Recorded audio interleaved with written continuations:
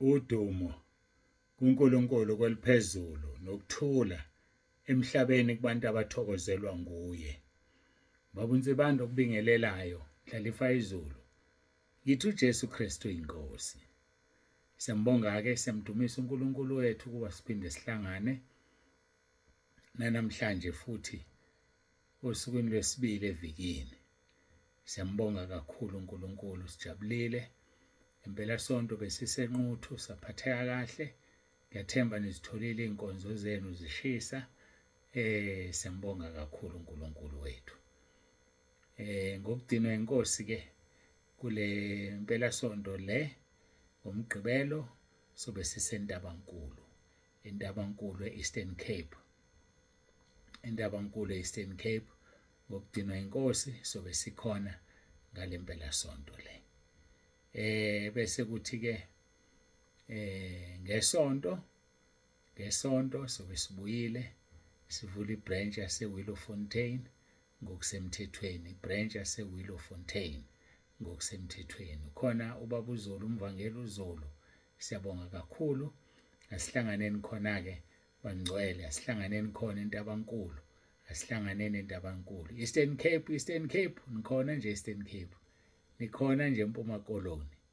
Hayibo, iMpuma Koloni ayiphume ngobuningi bayo ibheke eNtabankulu. Siyamkholwa uNkulunkulu wethu uzobe sinaye njengoba sisemkhosini nje kulezi iy'nsuku. Siyakholwa kakhulu. Izolo besimbonga uNkulunkulu kakhulu ngokuthi wabakhona enkonzweni zikaJulayi. Namhlanje sikhulekela isifo sama-emoji abawaletha abantu. Ungathi khona okubaphushayo, kuvele khona okubaphushayo. Hhayi, bayawaletha abantu ama-emoji, hhayi bayawaletha. Kodwa-ke ngeke sisho lutho phela, abasebenzela uyise wabo uSathane. Hhayi, basebenzela uyise wabo uSathane. Bekuyokusiza wena ukuthi uqaphele, ayifaki i-emoji ekhaya lezwi. Hhayi-ke asidlule lapho. Siqedile ngokukhuluma ngomphiko uKristu. Hhayi ngoba siqedile, ngeke iphele leya ndaba inde ukukhuluma ngokungenamthetho.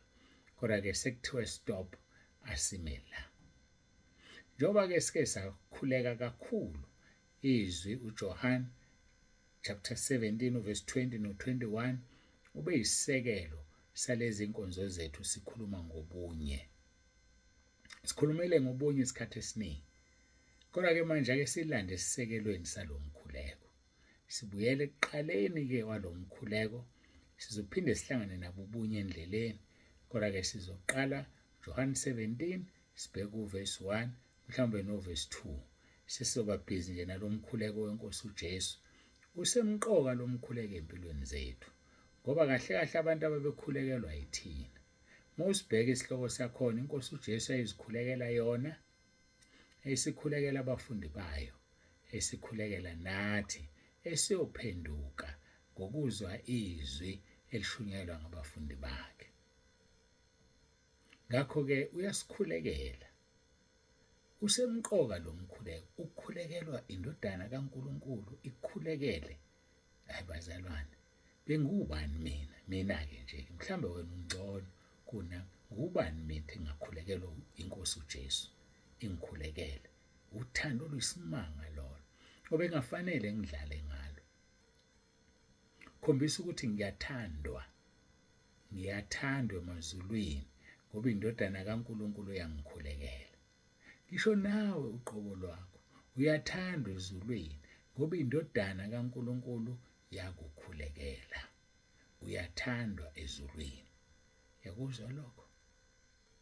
Ungalwenzikize uthando lukaNkulunkulu. Ngiyacela ukuthi ngigoqe sikhuleke bese-ke siyalibuka izwi lenkosi ukuthi lenze njani. Ngokudinwa inkosi kusasa sikhulekela i-protection. Sino 3 days womkhosi. Kusasa sikhulekela i-protection, ukubiyeleka njengekhaya lezwi.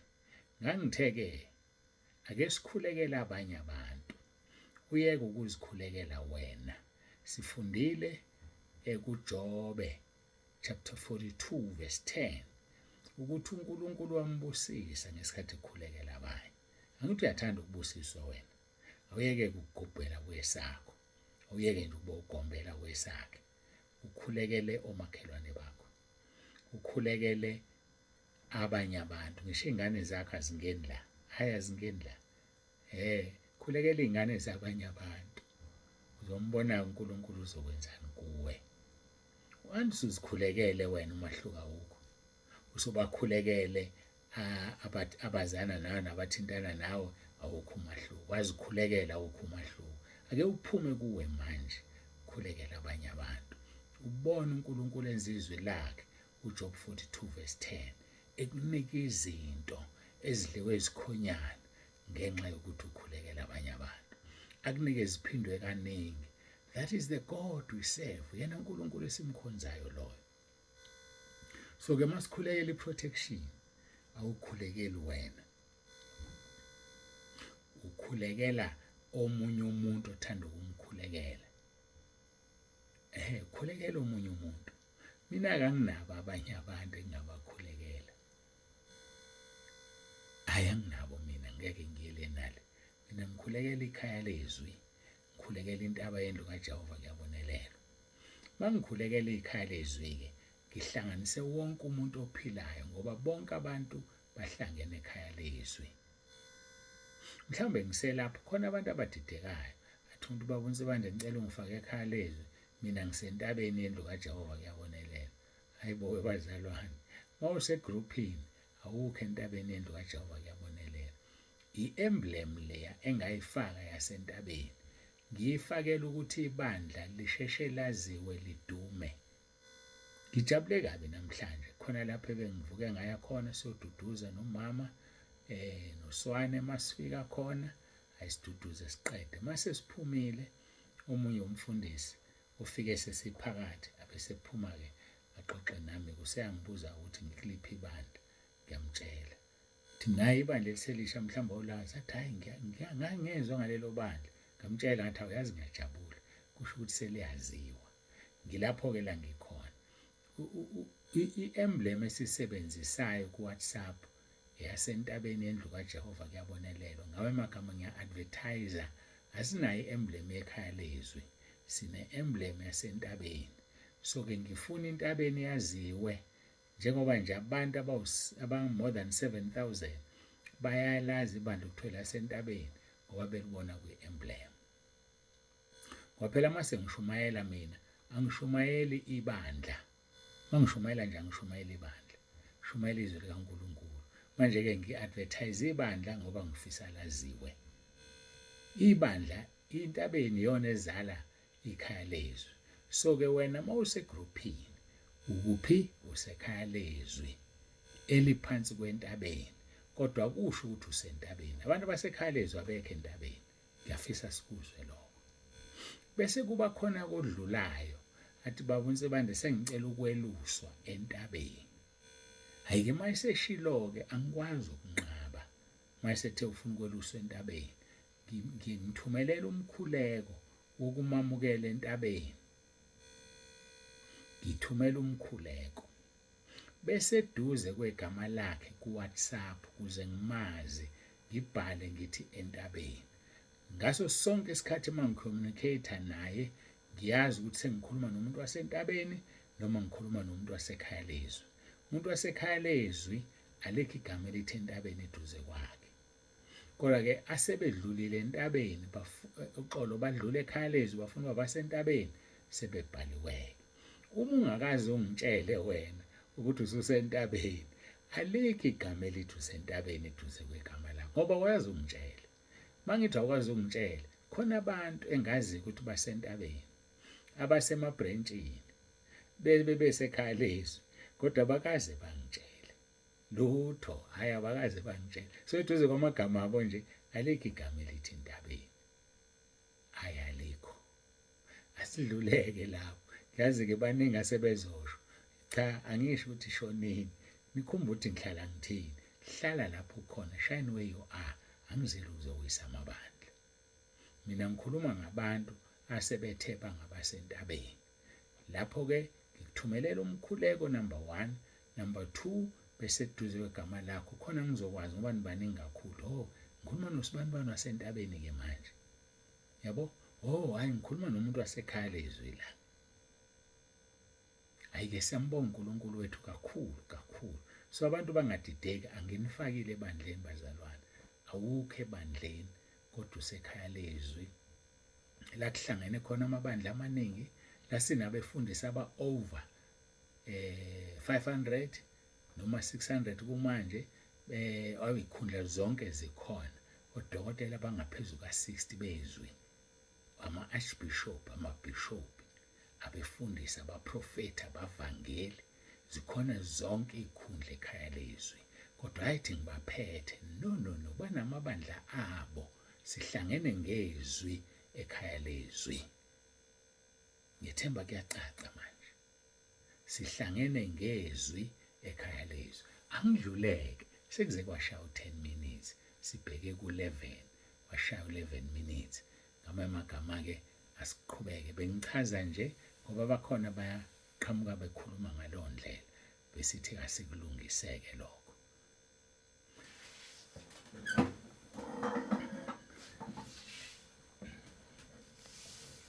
Babongcwele, babolungileyo, uNkulunkulu onomusa, ngiyazithoba phambi kobuso bakho.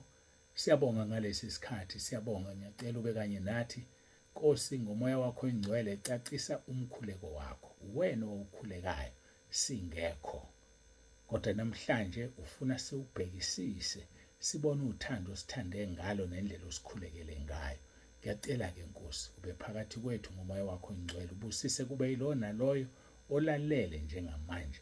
Baqinisa bamadola axegayo njengoba sisemkhosini.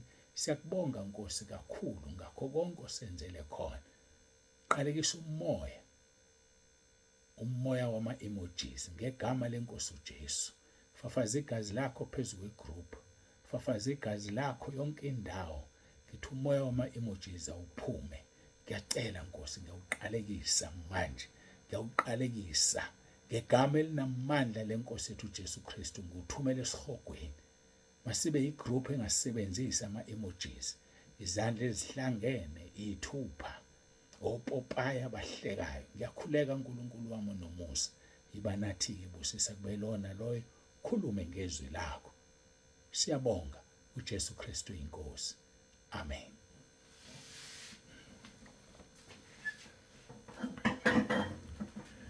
Siyambonga uNkulunkulu wethu kakhulu, bangcwele, siyamdumisa. Ngiyacela-ke sifunde John 17, sifunda uverse 1 mhlawumbe no-2 bese simake. Isihloko sakhona sithi umkhuleko kaJesu, ezikhulekela yena, nabafundi bakhe, nabo bonke abakholwayo. Mawukholwa uyangena kulo mkhuleko.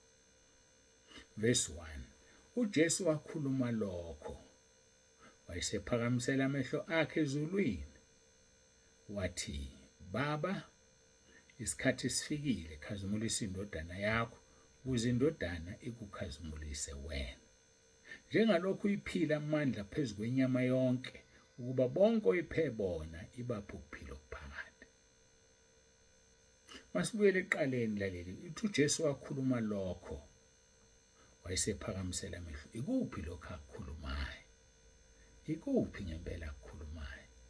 Ilokho esikuthola ku-chapter 16. Kodwa sobheka uverse 33 ka-chapter 16. Uthi uJesu, lokho ngikukhulume kini ukuba nibe nokuthula kimi. Ezweni niyakubalisizi, kepha yimani isibindi, mina ngilinqobile izwe.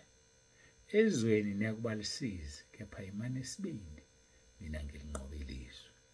Wathi esekhulume lokho, wayesephakamisela amehlo akhe ezulwini, wathi, Baba, isikhathi esifikile. Limnandi izwi likaNkulunkulu. Kunezinto uJesu azikhuluma ku-chapter 16 engaqalanga lapho. Mangaphazama uqale ku-chapter 14 ethi ningakhathazeki. Mokuqhubeka nje uzoyizwa nje inkulumo kaJesu inde, abese ezofika la isekhuleka khona. Khona ukufuneka sikufunde la, ukuthi emva kokukhuluma uJesu uyathandaza. Mina emva kokukhuluma ngenzani? Wena emva kokukhuluma wenzani? uJesu emva kokukhuluma uyathandaza, athathe yonke into aseyikhulumile ayiphonse kubani? kuNkulunkulu Baba. Uyathandaza nje noma ugcine ekuseni ukuthandaza, lize liyoshona ungathandazanga. Izinto ozikhulumayo uzithandazela uzikhulekela, isimanga leso. Uthi-ke iNkosi uJesu ukukhulume kithi lokho ukuba sibe nokuthula kuye, hayi ukuthula nje, ukuthula okugxile kuye. Ngoba baningi abantu banokuthula ngendlela eziningi ezihlukene. Ake ngilanise ukuthula kwezwe nje okujwayelekile. Uma umuntu wesifazane ethola umuntu wesilisa omnika uthando, mhlambe kade zama eshaywa ngapha, eyathuka kwenye indawo uphathiswa kwenja, athola umuntu omthandayo, lo muntu wesifazane uba njani? Uba nokuthula. Yayibona lonto, uba nokuthula.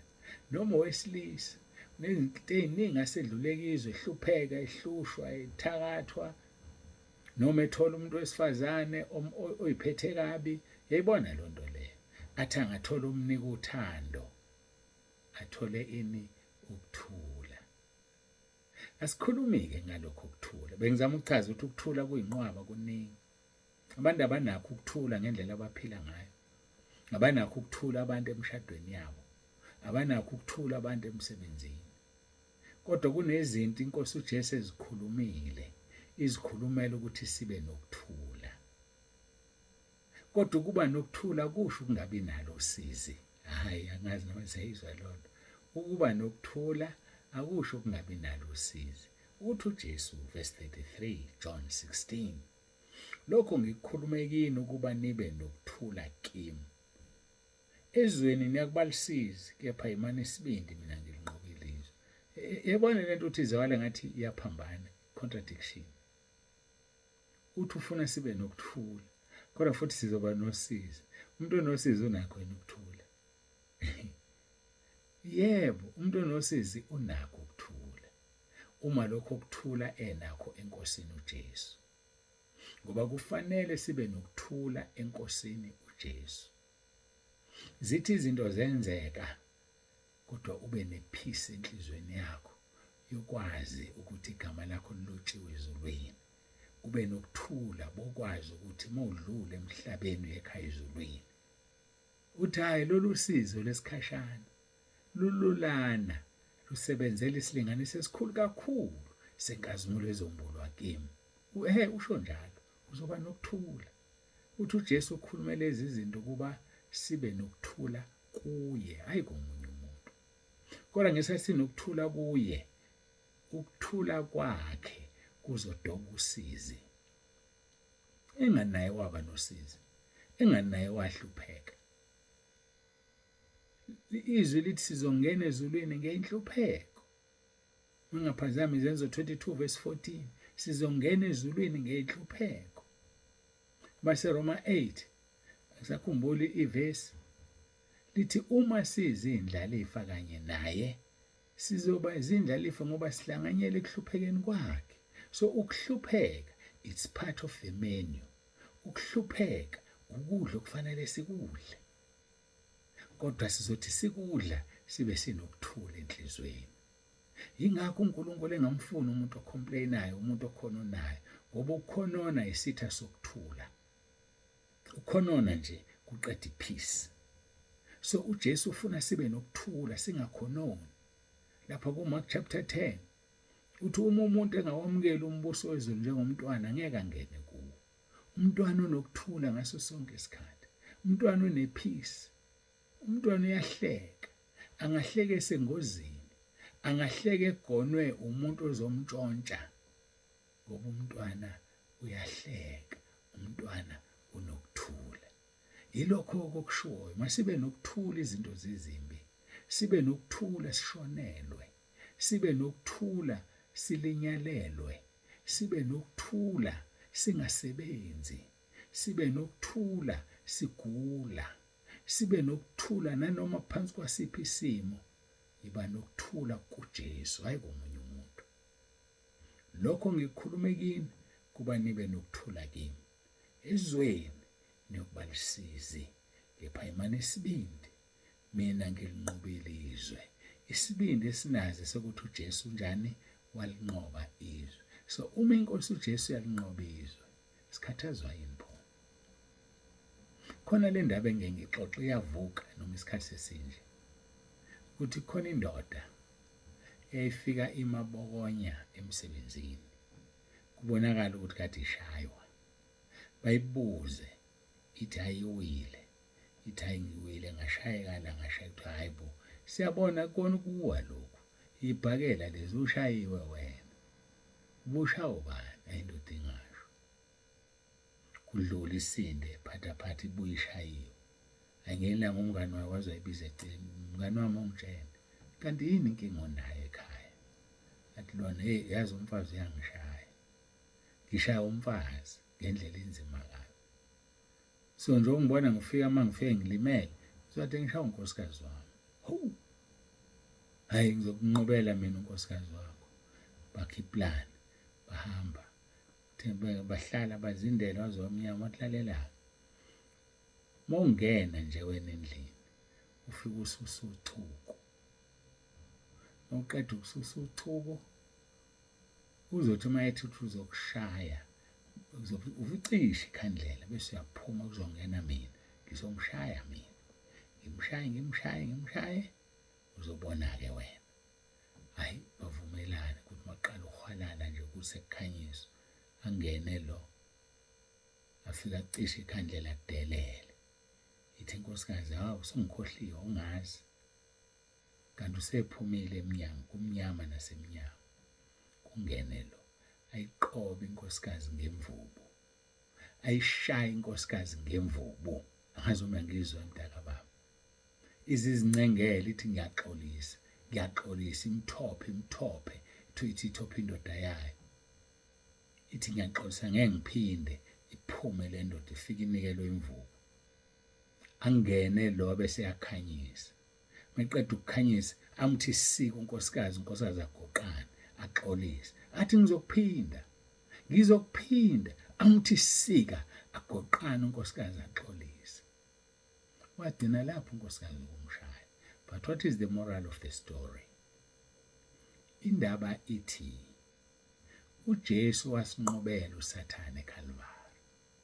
Njengoba le ndoda yamnqoba unkosikazi wale ndoda, ingena le ndoda isineqholo, isimuthi sika agoqane, sengathi ubeshaywa yiyona, kanti cha.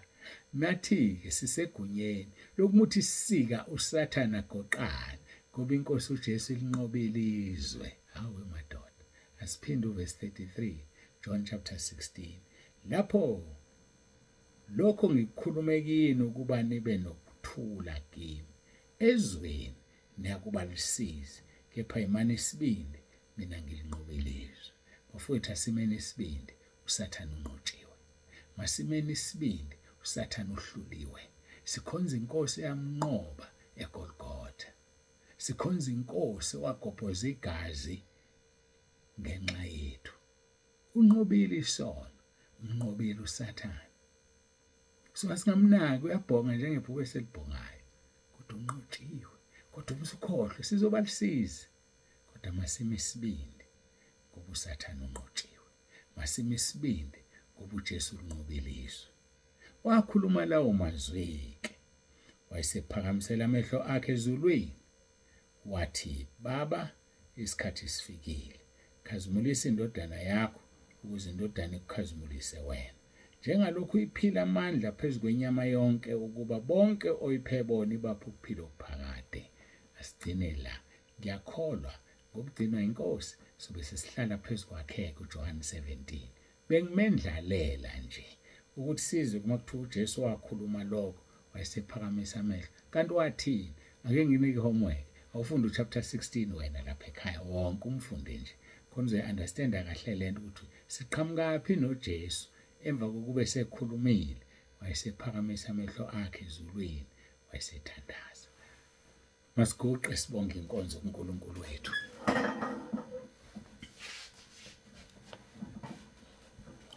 Baba ngcwele, uNkulunkulu onomusa, siyabonga kakhulu ngenkonzo, siyabonga esesikuzwile udumo silinikeza wena. Qalekisa imimoya amandla obumnyama, ngiqalekisa izifo, ogulayo njengamanje akaphiliswe. Ngegama lenkosi uJesu ngiyala konke ukugula ngikuthumela esihogweni, lonke uhlobo lwamadimoni. Iba kanye nathi Nkosi kulo mkhosi, phendula imikhuleko yethu. Dumo lonke silinikeza wena, uJesu Kristu inkosi. Amen.